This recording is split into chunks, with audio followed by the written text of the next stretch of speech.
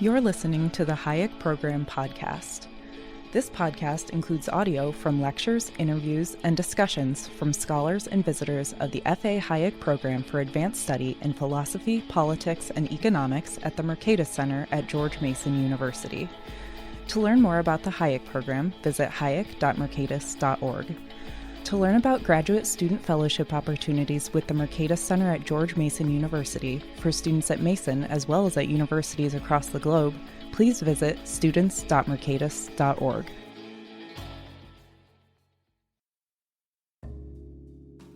Hey everyone, this is Matt, producer of the Hayek Program podcast.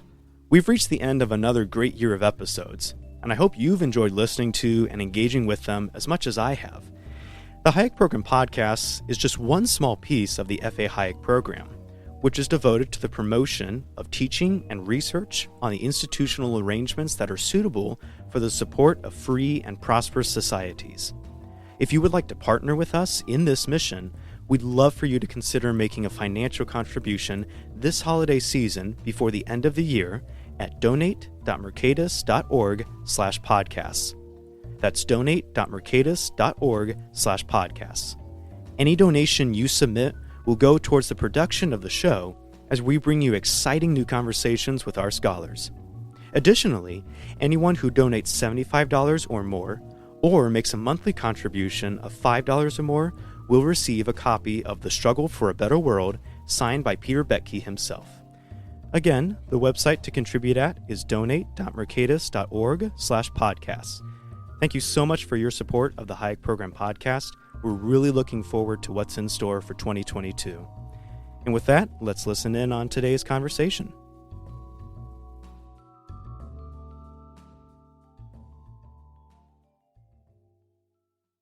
Today is Tuesday, December 7th, 2021. Hopefully a day that doesn't live in infamy. We're here today to talk about Mario Rizzo and Glenn Whitman's new book, Escaping Paternalism. I want to, before we get started, congratulate Mario and Glenn on just recently winning the award at the Southern Economic Association meetings for the best book in Austrian economics, and I think a well-deserved prize and acknowledgement. I hope the first of many such acknowledgements for this work. Mario is a professor of economics at New York University and the director of the Austrian economics program there. It's now called Markets and Institutions. It's been in existence since the 1970s, and Mario's been a major contributor to that area. Glenn Whitman is a professor at California State Northridge, as well as a very successful writer in Hollywood and whatnot. And Glenn is, one of the great products of that Austrian program at NYU, and has made major contributions to the field of law and economics, as well as now behavioral economics. And we're joined in this conversation with Sandra Pert, who is the dean at the Jepson School at University of Richmond, and also Professor Bart Wilson from Chapman University as well in California. And so I'm going to turn the floor over to Mario and Glenn, and you can get started on the conversation. All right, thank you. I'm very happy to be here today, wherever here is exactly. I think I should begin by talking a little about what motivated our research.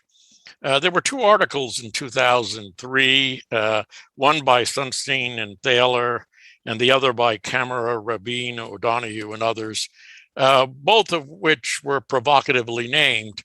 The first one was called Libertarian Paternalism, and the second was called Regulation for Conservatives.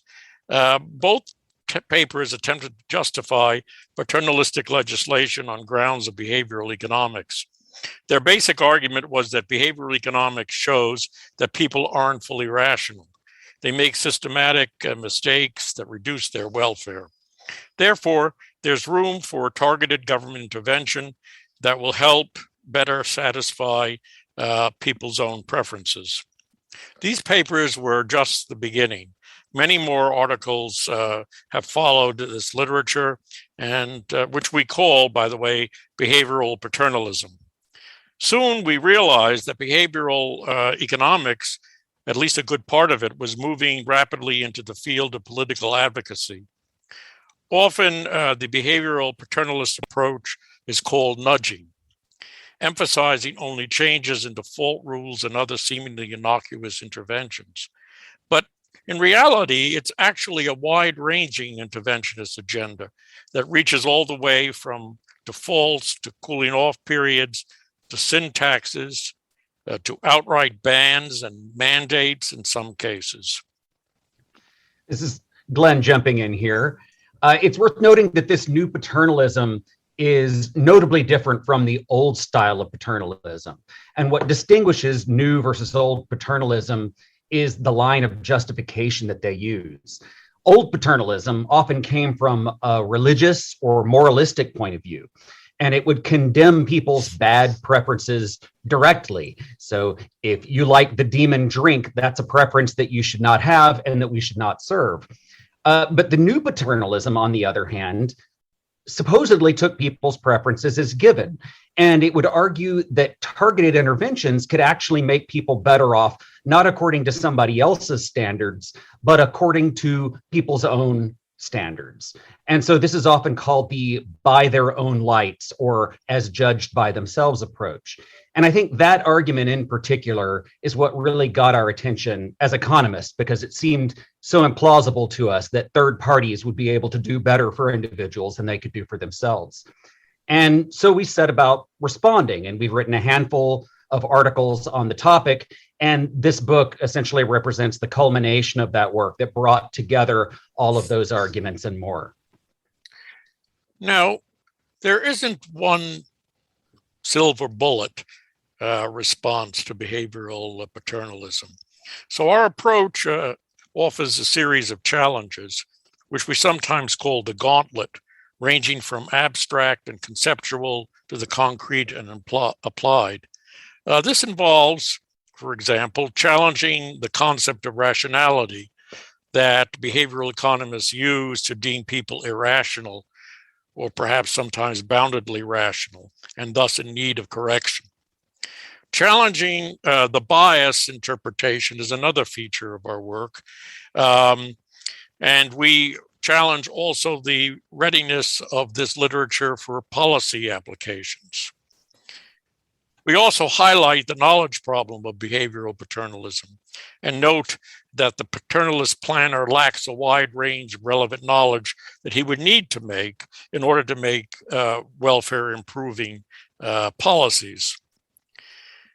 We also point to the public choice problem of behavioral paternalism, which indicates that it's very unlikely that actual paternalist policies will be well calibrated to achieve their objectives, but instead are more likely to fall prey to the depredations of rent seekers and moralists. Discussing the slippery slope tendencies of paternalism is something else that we did in the book and in our articles. The claim to moderation, minor interventions that do not infringe choice in any serious way, can't be sustained, we think, because the behavioral paternalist project has various features that tend to encourage slippage to more intrusive policies. We don't have time here to discuss all of these arguments in depth, so we focus on just two of them. First, the challenge to the notion of rationality, and secondly, the knowledge problem. So I'm going to join back in here to talk about the first of those two arguments we're going to talk about today, the conceptual challenge on the rationality front. Laymen hearing the term rationality, they naturally think, of course, rationality is good and irrationality is bad. But it's important to realize that the notion of rationality being used by behavioral paternalists, it's a very particular conception that is actually taken directly from neoclassical economics. And that's kind of ironic because behavioral economists have this reputation for having disproven the old neoclassical variety of rationality used by most economists. But although they've rejected that variety of rationality for descriptive purposes, it turns out that they've swallowed it whole for normative purposes. In other words, as a description of people, how people should behave. So what is that neoclassical definition of rationality that has been adopted by the behavioral paternalists? Well, it's based on a set of axioms with names like completeness and transitivity. And these axioms, when taken together, essentially what they do is guarantee that every person has a fully consistent and fully comprehensive ranking of all possible outcomes in the universe of possibilities that they might conceivably face. And then they take that ranking and they simply implement it to make all of their choices. And so behavioral economics has largely operated by finding a series of violations of those consistency requirements. In other words, situations where people's ranking of A versus B seems to be a function of seemingly irrelevant features of the environment or timing or how the problem situation is described. I'll give you just a couple of examples of these. One is the case of framing bias, where people make a different choice depending on how a situation is described. For example, they are more likely to agree to a surgery with a 90% chance of success than they would to a surgery described as having a 10% chance of failure. Even though these things are ostensibly the same thing, one of those wordings makes people more likely to agree. And that seems like an inconsistency. Another example, and this one comes up very frequently in the paternalistic literature, is present bias, which is often called hyperbolic discounting. And this is the idea that when people are offered two possible rewards, a larger later reward and a smaller sooner reward, but that choice is one that is in the distance. It's say a year away. So the smaller sooner reward comes in 365 days and the larger later reward comes in 366 days. They will make the more patient choice. But then if you advance that decision 365 days, so suddenly the smaller sooner reward is now and the larger later reward is tomorrow, then they experience what is called a preference reversal and they choose the smaller sooner reward. And so this is called present bias or hyperbolic discounting, and is often regarded, first of all, as an inconsistency and therefore a red flag of irrationality, and also as a justification for how we might intervene to help people to say better control their eating choices or consumption choices, or better save for the future. So what is our response to these claims of alleged irrationality on the basis of inconsistency? Well, we say that this was never a sound way of defining rationality. It's one that was invented in economics primarily for mathematical purposes. It made constructing models of choice easier. And it also, fortunately, turned out to be reasonably good at predicting actual behavior in a wide range of situations. But somewhere along the way, it then got drafted into serving not just as a positive model of how people might behave, but as a prescriptive model of how people should or must behave. And that's a purpose that these axioms were really never suited for. So as an alternative, Mario and I introduced the idea of inclusive rationality, which preserves the idea that people engage in purposeful behavior subject to constraints, but it's also more realistic and not placing so many unnecessary restrictions on what would constitute rational behavior. People don't necessarily have to have a comprehensive pre-ordering of all possibilities at the beginning of time. Instead, they're engaged in a real-time process of discovering and forming their preferences over time. And this process will naturally lead to some apparent inconsistencies, particularly when people are presented with unfamiliar decision situations. People might also have preferences over things that traditional economic models don't allow them to. For instance, they might care about the process by which an outcome comes to be rather than just the outcome itself. And how they feel about an outcome can be influenced by what it was chosen over or compared to. They might also have preferences over beliefs. They might get some direct satisfaction or utility from certain beliefs rather than simply only holding beliefs purely for the purpose of truth tracking, and so on. People can also adopt a wide array of strategies for coping with an uncertain world, and they process information in different ways, but often still functional ways that don't necessarily reflect the strict application of a Bayesian approach, the Bayesian approach usually advocated by neoclassical and now behavioral economists. And finally, when people detect biases in their own thinking, which is a judgment that ultimately depends on their own subjective wants and needs. That's how you would know what constitutes a genuine bias. They adopt various tools for self-debiasing, such as adopting resolutions and commitments and enlisting the help of family and friends, structuring their own home and work environments, and so on. So in short, we reject the idea that comprehensive consistency of preferences is a requirement of rationality. But furthermore, even if the behavioral paternalists were correct in their claim that people are irrational if they are inconsistent, there's a huge non sequitur in their argument.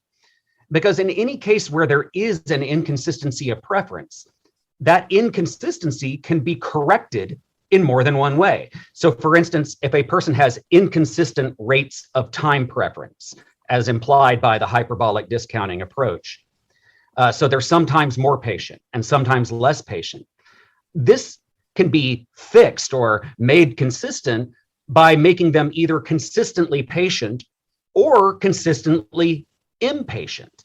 The behavioral paternalists have always chosen the former, deciding that the rational set of preferences is the ones that are consistently patient. But they actually simply have no grounds in theory or evidence for making that jump. It's a pure non sequitur.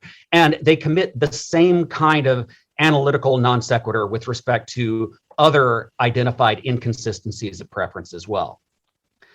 So this challenging of the behavioral paternalist conception of rationality is the first step in the gauntlet. We cast doubt on their identification of the problem itself. The behavioral paternalists think they found this smoking gun that justified interventions because people were behaving inconsistently and violating those neoclassical axioms of rationality. But we say that's a problem with the axioms. It's not a problem with the people that we're analyzing. And now I'll turn it back to Mario. Okay, so now let's move on to the second challenge that we're expanding on today, the knowledge problem of behavioral paternalism. This one has been especially on our minds lately because in the time since our book was published, Sunstein has essentially claimed to have solved the problem, at least claimed that it can be solved in principle. There's an important difference between solving a problem and solving it in principle, and we may discuss that later. The name of the argument is a reference to Hayek's famous knowledge problem in the context of the socialist calculation debate of the 1920s through the 1940s. In essence, advocates of socialism said that the central planner equipped with all the relevant information about resources, preferences, technologies, etc., could construct a rational central plan. But Hayek said essentially no. The problem is that they were assuming away the problem. That is to say, they were assuming away the question of how the central planners would come to possess such knowledge, which by its nature is diffuse, existing as it does in the minds of thousands of individuals rather than collected in one place. Prices and profits are the mechanism by which people do come to possess such knowledge or suitable proxies for it. Now, the application to behavioral paternalism is fairly straightforward. Individual decision-making is an inherently complex process that necessarily depends upon local and tacit knowledge possessed by the individual. Behavioral economists have not advanced to the point of view where policymakers come even close to having this kind of knowledge, and most likely they never will. There's a whole range of knowledge that they would have to have, so if they would need, but do not possess. Let me give you some examples. First, the knowledge of true preferences. Now, what are true preferences? Thaler and Sunstein defined them fairly succinctly at one point by saying they're the preferences that people would have if they had unlimited cognitive abilities, complete information, and no lack of willpower. Now, without going into detail, it seems to me this is a big ask for economists to discover what people's preferences would be under those circumstances. Secondly, they would need to know the knowledge, they would need to have, the knowledge of the extent of biases that need correction. Now, it's not enough to know that a bias exists, for example, the present bias, but many of the policy recommendations require that we know something about the extent of the bias, the degree of the bias. How much are people present biased in a particular context? That will affect for such things as the extent of the internality tax that must be applied, the tax that would offset the present bias. We also need to have knowledge of bias interactions. Not all biases move in the same direction. Wikipedia has 170 biases and they move in very different directions. Biases in a particular context can move in opposite directions. Can we figure out with adequate knowledge of the extent of these biases what the net result is in order to calibrate policy? We also have a problem of counteracting behaviors. When people, for example, substitute diet sodas for sugar-sweetened sodas, they often increase the consumption of calories elsewhere. How does a policymaker account for that? And finally, the knowledge of self-regulation, and group debiasing as well. Self-regulation is an important element because if people have already engaged in a form of self-regulation, then attempts to offset their behavior may be in effect double trouble. That is to say, they've already reduced their behavior to their satisfaction in for example, in dieting, and yet the behavioral paternalists impose more policies that encourage them to reduce their behavior even more than the optimal amount. And group debiasing, I think, is an important element that needs more attention. There's a substantial literature that shows that in small groups, 4, 5, 6, or 7, people actually commit fewer bias mistakes, and biases are eroded and sometimes completely eliminated in group decision making.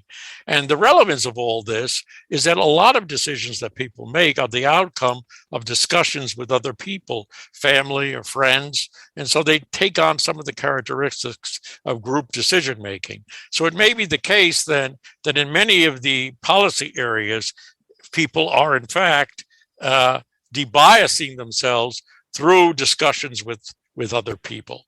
And the behavioral paternalists need to have knowledge of this, which they usually do not have in specific circumstances. I'm going to jump in here and talk about the last category of types of knowledge in that kind of typology that Mario was laying out, because there's one more category of knowledge that's arguably more important than all the others, which is knowledge of population heterogeneity. And the reason this category is so important is because it actually cuts across all of the other categories that Mario just discussed. So there is diversity or heterogeneity of true preferences in the population. There's diversity of the extent of biases and even which biases that people have. There are different bias interactions. There are heterogeneous modes of self-regulation and group debiasing. In other words, everybody has their own idiosyncratic ways of trying to regulate their own behavior and correct their own self-perceived deficiencies. And so this is really where the rubber hits the road for the knowledge problem, as I see it, because it's the reason that scientific knowledge can't substitute for local knowledge. This was a distinction that goes back to Friedrich Hayek. He pointed out that there may be scientific knowledge that is possessed by central planners, but that's not the only kind of knowledge that's necessary for people in an economy making decisions about consumption, about production, and so on. So to take just one example in the central planning context, we might imagine that a central planner has knowledge of, say, the average cost of production across an industry. But of what help is that knowledge for planning? Because the vast majority of individual factories out there will not have a cost structure that is exactly equivalent to the average. So the right decision for them has nothing to do with the average over the industry as a whole, and everything to do with the particular circumstances and particular cost structures that they face. Likewise, applying that in the paternalist context, even if the paternalist planner happens to know that a bias exists on a population level, and that it has a certain average extent or strength across that population, which is actually more information than we actually have in the current state of behavioral economics. But suppose that we had that. The point is even if we had that, few individuals would have that same average level of bias. And what ostensibly needs correction is their individual level of bias. So unless a policy can be designed somehow on an individual level, everybody gets their own personal correction from the state, which seems highly unlikely, then the policy has to be based on the average or perhaps a judgment of the entire distribution of the population. But the policy itself will necessarily have a one-size-fits-all character. Everyone is exposed to the same nudge. Everyone's exposed to the same syntax. Everyone is exposed to the same cooling off period and so on. And that one-size-fits-all policy will then be precisely wrong for most of the people that it's applied to. It will be an overcorrection for some and an undercorrection for others. By contrast, private and self-imposed debiasing, while certainly not perfect, it has the singular virtue of being largely bespoke. It responds specifically to the particular circumstances of the individual, responding to their own values and their own problems as they perceive them. So the question is, how do the behavioral paternalists deal with the issue of heterogeneity? And the answer is they, for the most part, have not addressed it at all. In his recent article on this, Cass Sunstein claims to deal with the knowledge problem, but heterogeneity hardly gets a mention in that context. In a nutshell, he just doesn't address it. Here is an actual quote from that article and what he says. He says, as noted, there might be heterogeneity in the relevant population, making it challenging to generalize from what some part of a population does. But suppose that there is no such heterogeneity. In principle and sometimes in practice, efforts to answer these subsidiary questions should help public institutions with welfare analysis. So that's it. He essentially assumes away the problem. Yes, heterogeneity is out there, but let's imagine that the heterogeneity does not exist. Well, in that case, we could solve the knowledge problem. But the problem is the knowledge problem itself relies crucially on this notion of heterogeneity. Heterogeneity is the heart of that knowledge problem. Back to Mario. Okay, so let me make a few concluding remarks, and then we'll go to the other participants and Q&A. Again, we've only discussed really 2 chapters of the book, but hopefully they give a flavor for our position. We should emphasize again that we are not anti-behavioral economics, only that we want to imbue the field with some humility before half-baked policies are sold to the public. We also have no objection to the idea that individuals have biases and make mistakes. We are confident that they do. But the nature of such biases and mistakes is to be both person-specific and context-specific in a way that strongly privileges a private approach to identifying and dealing with such problems. Thank you. Well, thank you very much. This is Sandra speaking, and I'd like to say good afternoon to all of you and thank everyone for the invitation to speak today about this really fine book. Unsurprisingly, I've chosen to give some historical context to the book in my remarks.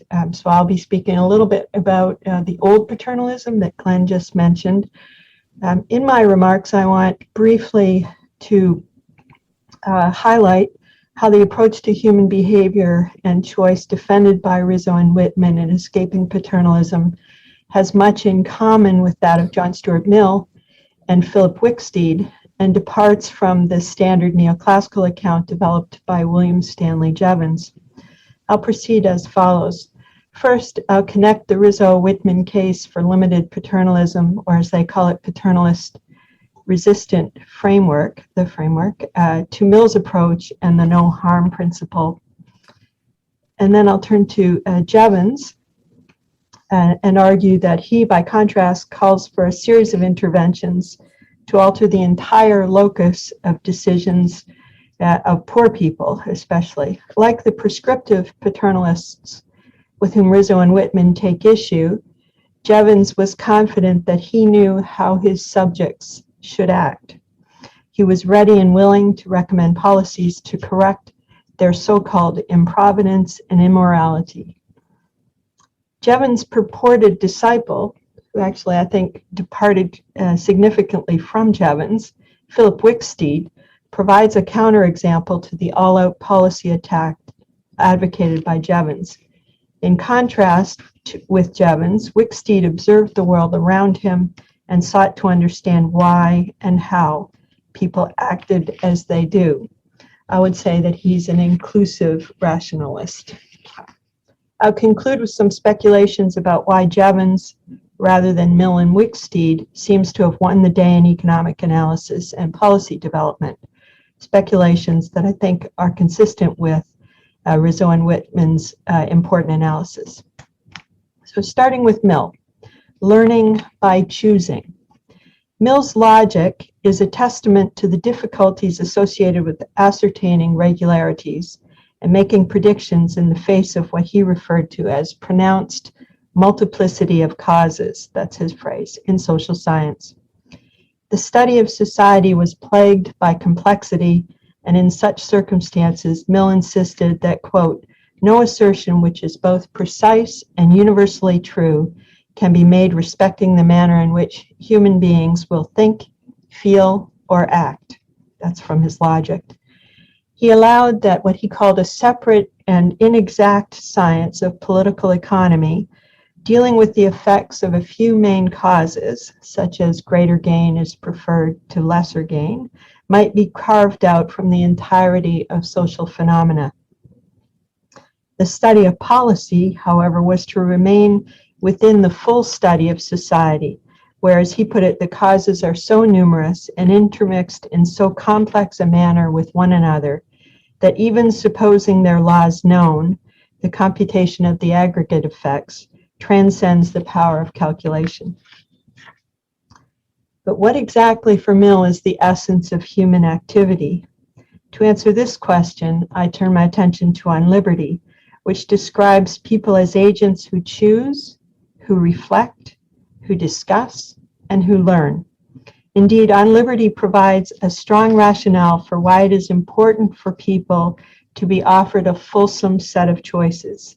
In his view, we develop our capacity to choose only by making choices. We make and we remake ourselves in the course of making decisions.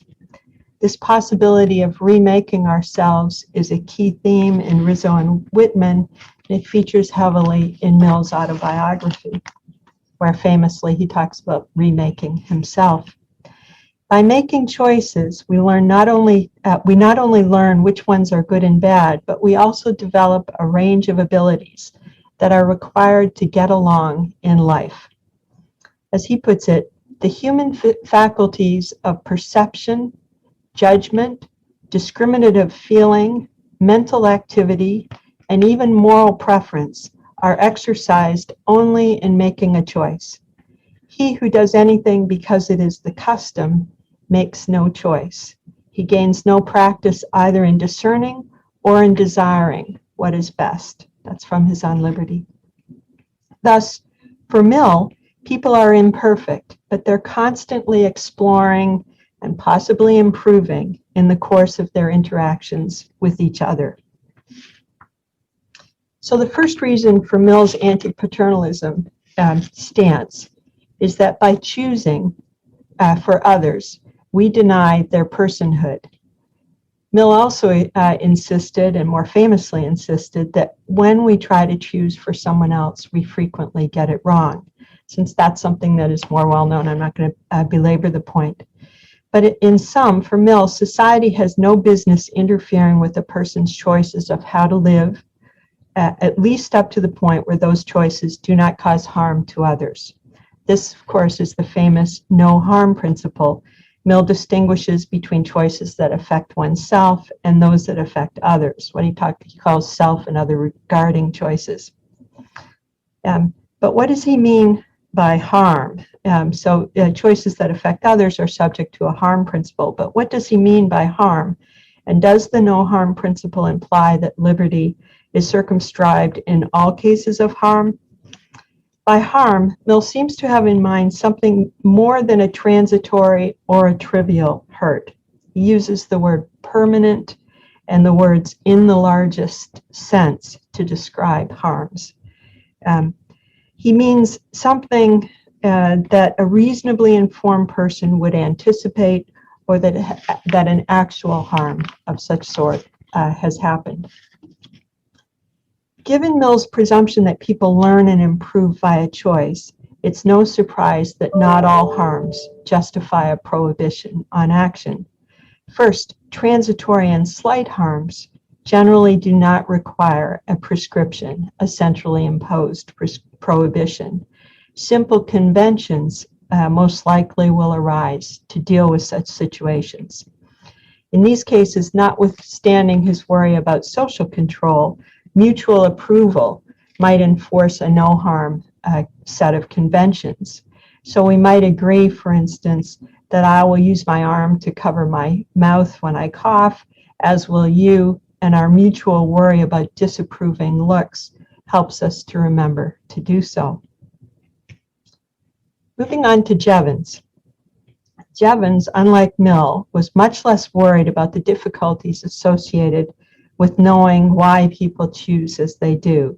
He's also much more confident than Mill in the scientists' and the political economists' ability to predict outcomes and design policies that, in his view, will improve the choices, especially of the laboring poor.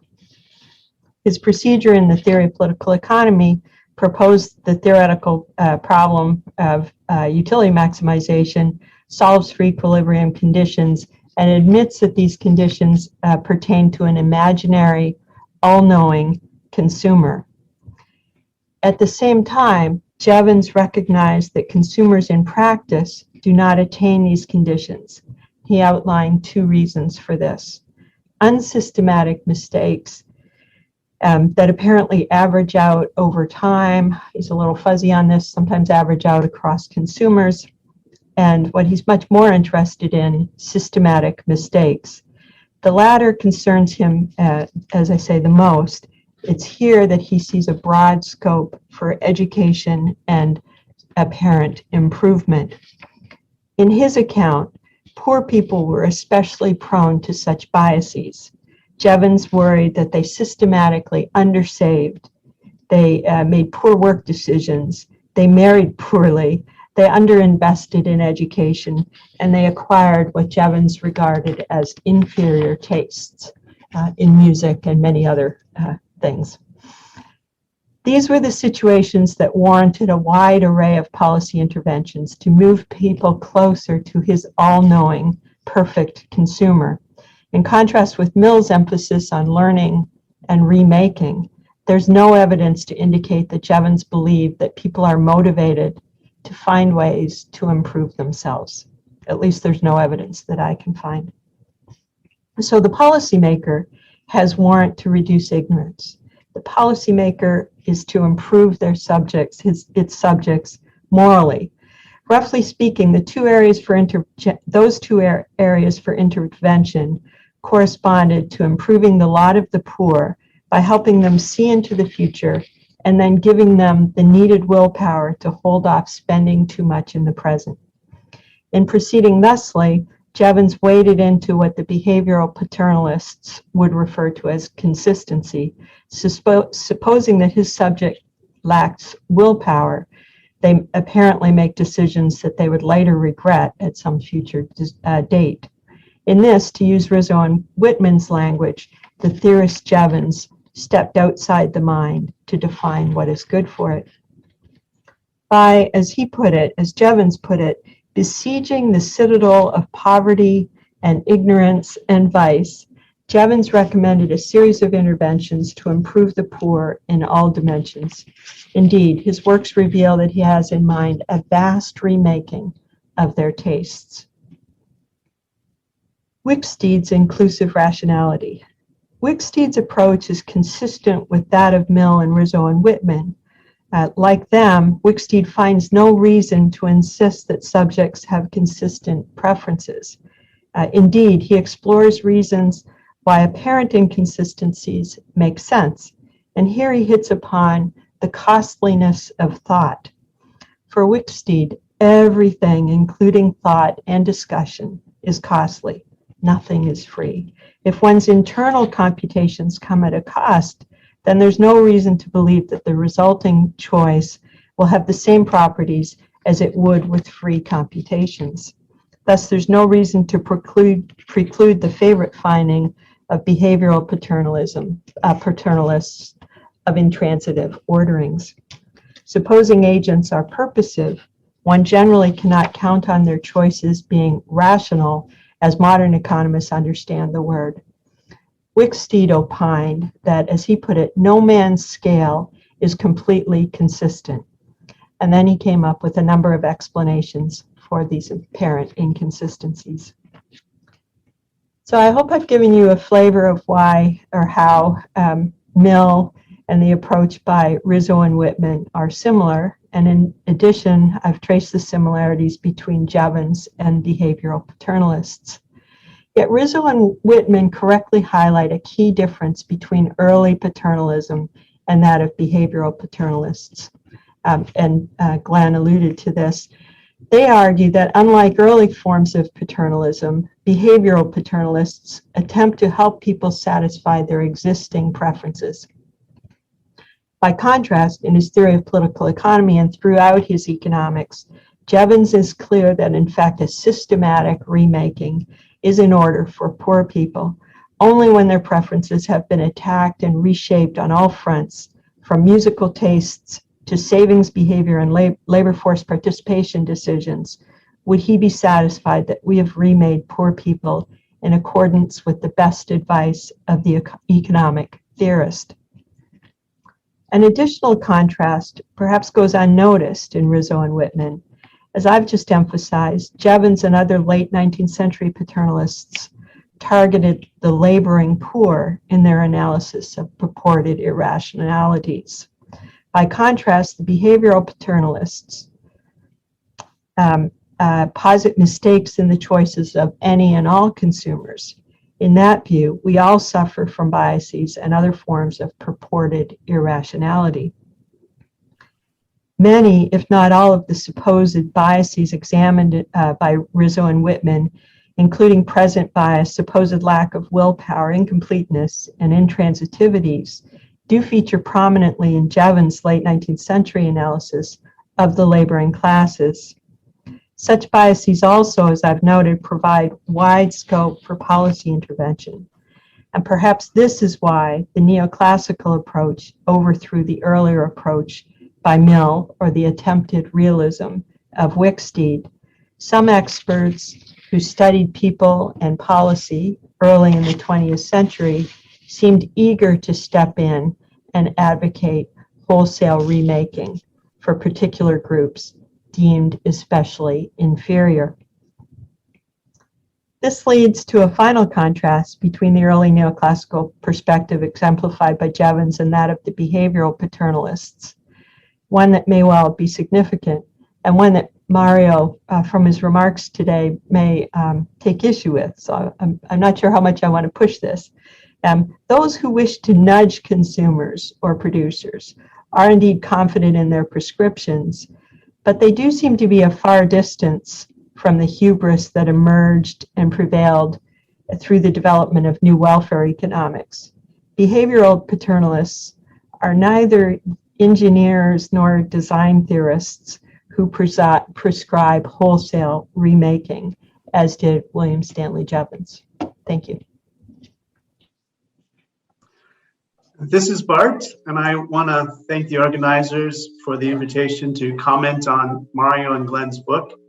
It was a pleasure to read it as a manuscript in electronic form and to go through it again as a hefty physical object, though I didn't go through all 439 pages again. They have produced a systematic and comprehensive audit of the modern concept of rationality, of behavioral economics and paternalism, the hard, soft, libertarian, and otherwise forms, and have found all of them wanting. I want to organize my remarks around why I think we have this problem that they identified.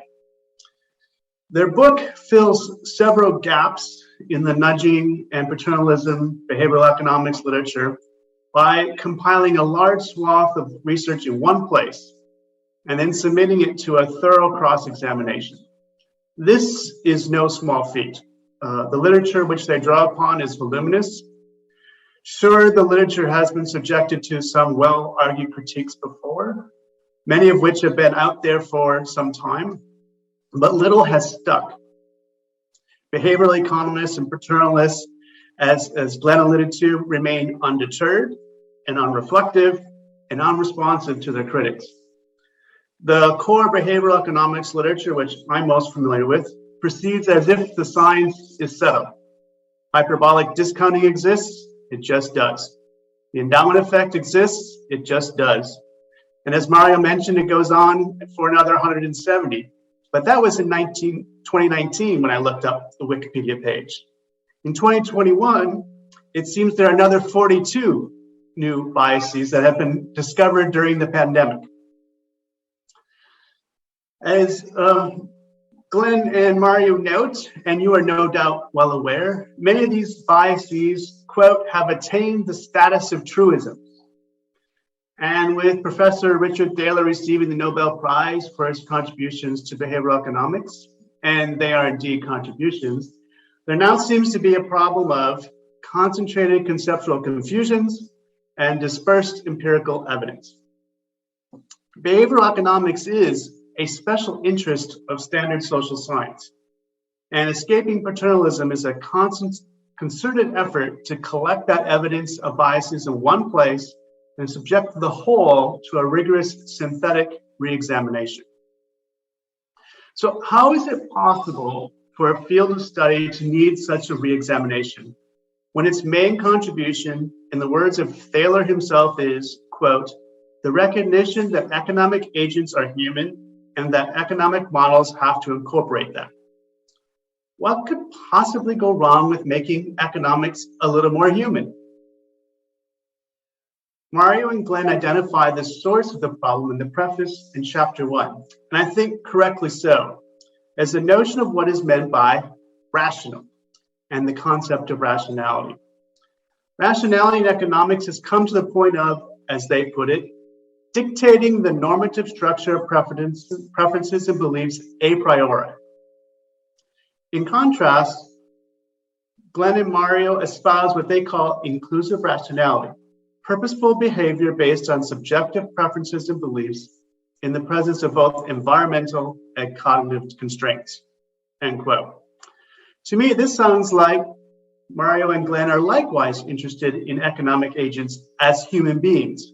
To wit, they use the phrase real people 26 times, mostly in the first third and last chapter of the book.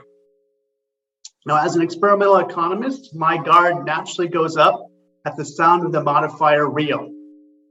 Too many times I've heard the phrase real world used as an objection to the so-called validity of laboratory studies of human conduct. But as I read them, the authors and I are on the same page. The difference between them and me, on one hand, and Thaler and the behavioral economists on the other, is the method by which we study economic agents as human beings.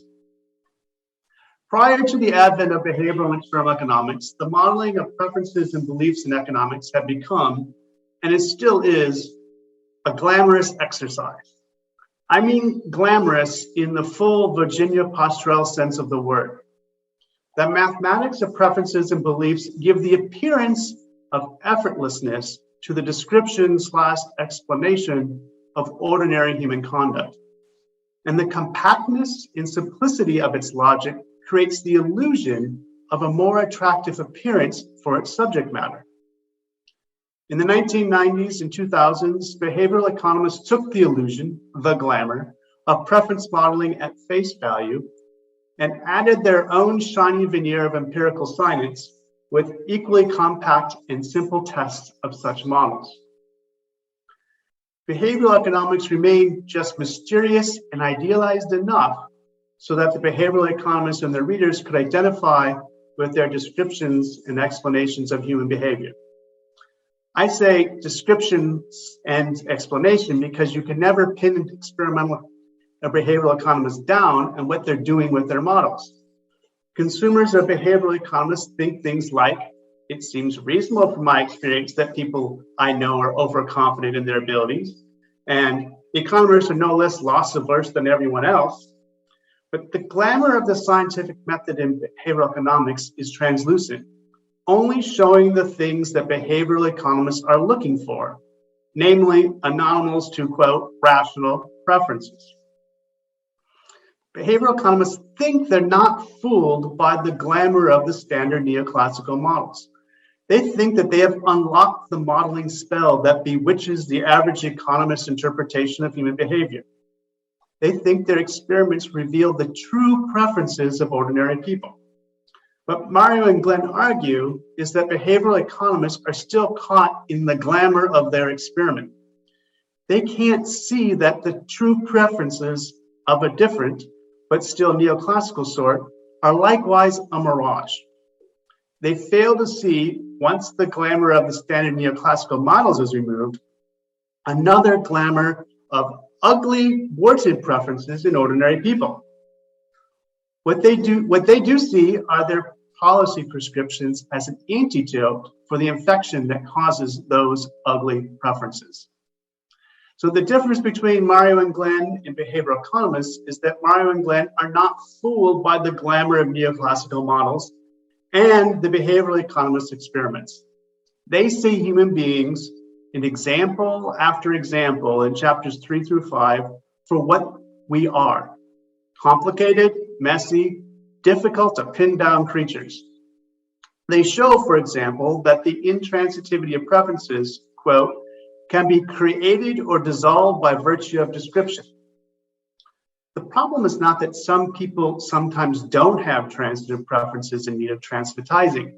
The problem, or rather the beauty of purposeful human behavior, is that facts, quote, do not magically appear in the brain. Love that line. Human beings must interpret them. The problem as they see it is that behavioral economists attempt to fit purposeful behavior of human beings into the Procrustean bed of experiments and neoclassical models of true preferences. One lesson to take away from reading Rizzo and Whitman, beyond the stated conclusion of the second half of the book, not to treat people as puppets, is that economists should first take care to understand human beings as human beings. An overarching theme for the first half of the book is that people, both the puppets and the puppet masters, are interpretive beings. They use the words interpret and interpretation 121 times in the book, 2/3 of which are in the first half of the book. Human beings are symbolic beings and symbolic perceivers. Meaning is not logical. There is no reason to assume that people should ignore modes of presentation because choice in different frames is not strict logical performance. As they put it very clearly, quote, in this standard approach, the ultimate objects of choice are imagined to be simply objects to which one can point in the world. They're supposed to be independent of their description. And yet, how can this be? The perfume industry creates not only scents, but scents with a certain image portrayal. Thus, when people buy perfume, they also buy the aura, or image that the manufacturer and others associate with the sim. This is the product, and so too with many other goods. Human beings do not simply choose objects with a certain molecular structure or chemical composition, ignoring all else, nor should they. End the quote. I've focused my comments on the first half of the book, which I must admit are the ideas closest to my interest in my heart. In doing so, I failed to convey the brilliance of their rhetorical strategy in building their case against paternalism. The major thrust of the book in chapters 6 through 10 is on the problems with behavioral and paternalistic policymaking.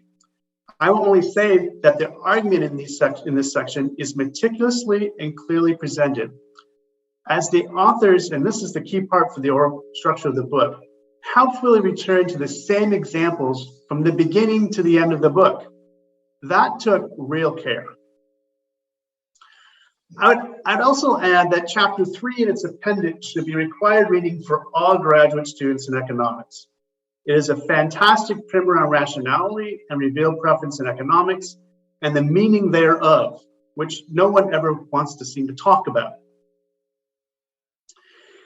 If I'm going to nitpick a bit about the book, it's the first half to chapter 8 is a general rehashing of public choice economics, which the familiar reader can skip over. But since the book isn't written just for the reader who knows public choice, the unfamiliar reader must not skip over it. This does not, however, detract from the important contribution of the book makes to economics.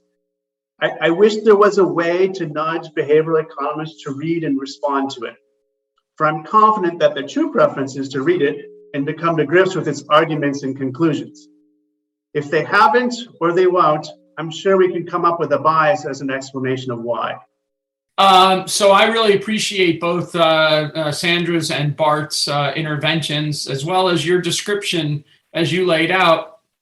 One of the things that struck me in reading the book is early on, you bring up Buchanan and the notion of the formation of preferences. In an interesting way, you do have a two paradigm thesis going on, which is, this is not new to Sandy at all, but there's this two paradigms, which are economics from the inside out and economics from the outside in. And the economics from the inside out, in many ways, treats the knowledge problem, I would suggest, as that the theorist can never have the knowledge that the actors in the economy themselves have, as opposed to economics from the outside, which is even like Lucas' critique, is that no agent in the economy doesn't have what the theorist has. But those are two different kind of knowledge problems. And I was wondering, the way is, as Bart referred to it, there's a brilliant rhetorical strategy that's used throughout the whole book, and I think that that's correct. But as people yourselves who understand the issue of the formation of preferences, when you were working through this, did you see these two paradigm ideas like playing their way out throughout the whole thing? Because at some level, at the very back end of the book, you're embracing the inside out view, which is one of humility and the student of society rather than a savior of society, and those kind of things when you talk about Mill's harm principle. And I was just wondering, where in your head you adjudicate your connection to that older debate about what perspective we take as economists.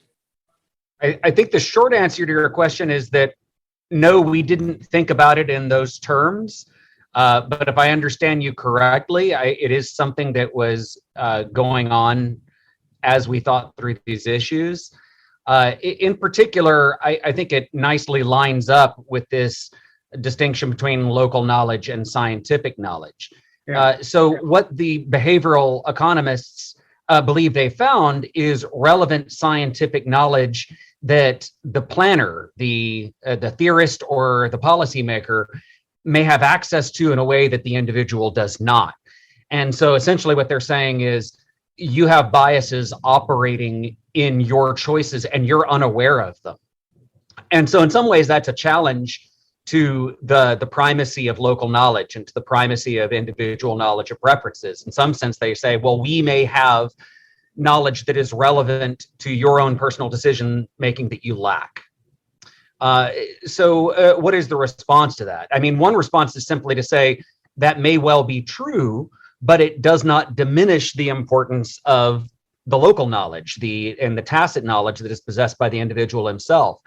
And so it will simply be impossible to bring the two together without access to the latter.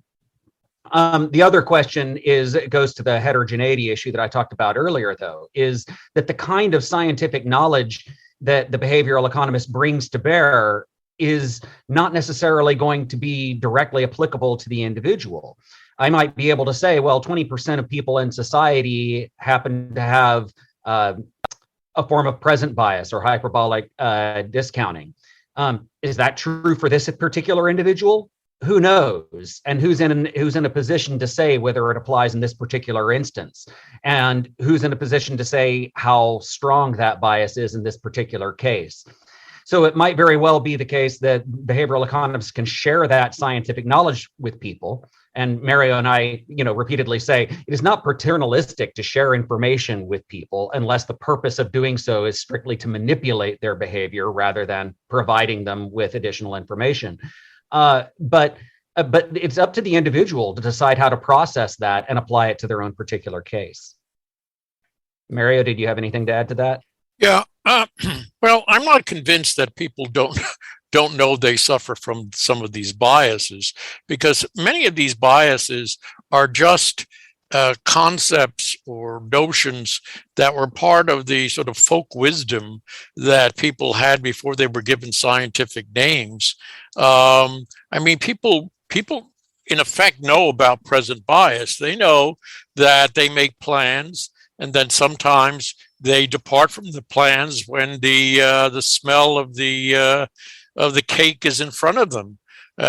So I'm not sure they don't have this knowledge, and so, but perhaps some of them don't, or perhaps there are some biases that they never thought about. At some early stage in all of this, I had either an email or maybe it was in that Wall Street Journal discussion that's online somewhere or other with Richard Thaler. But in any event, I asked him, well, are you writing an advice book?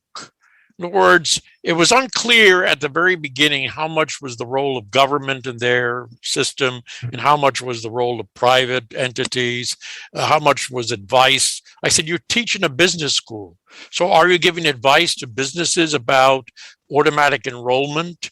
Or is this an advice book to people about what biases to look out for? And I never got a straight answer on that. But to the extent that it is an advice book, or that behavioral economics is a sort of advice book, I have no objection to it. But it's when it gets into the realm of policy that I think there is a significant problem. If I go back to some of the old paternalist literature, and especially perhaps some of the paternalist literature that arose out of religious concerns, that people were not being morally sufficiently careful. And I could see easily people, if not using the exact language, but saying that, look, if people really knew what was in their interests, or if people really understood what they were doing, they would seek to change their behavior, change their preferences. Now, how is that really different from true preferences? For example, to say that working hard and saving money is what God wants you to do, and sort of a Protestant view of things, is what God wants you to do. This is what benefits your immortal soul. So isn't it obvious that that is really your true preference, to benefit your immortal soul? So what I'm saying is, I'm not sure there's that much of a difference. The rhetoric is certainly different. Jevons' rhetoric is more classist and more, in a sense, dictatorial. But the other, in talking about true preferences, I'm not sure that that's not sort of a smokescreen, in effect, for exactly the same thing that the old paternalists were advocating. So I don't know. I'm still struggling with that, and I'm not sure, what the correct view should be. Well, I greatly appreciate everyone spending the time today and discussing this very important book. And again, we recommend to all of the listeners out there to make sure you get your copy, not just to improve Mario and Glenn's sales, but to actually enlighten. It's a very, very carefully researched, thoroughly examined book on one of the most important and fundamental topics that we deal with as social scientists. So Mario and Glenn, congratulations on this great work. And Sandy and Bart, thank you so much for your contributions today.